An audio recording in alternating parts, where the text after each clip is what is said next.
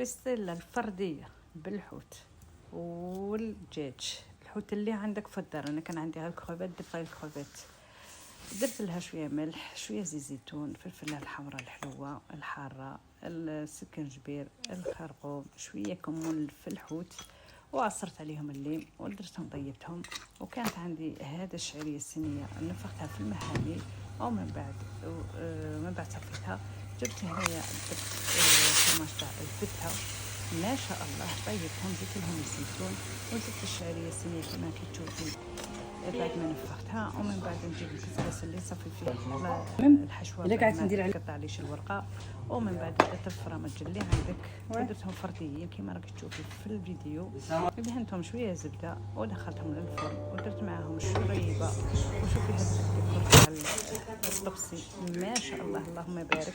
بس كنت ديري سيب لي ابوني الى فيديو اخر. سلام حبوبتي.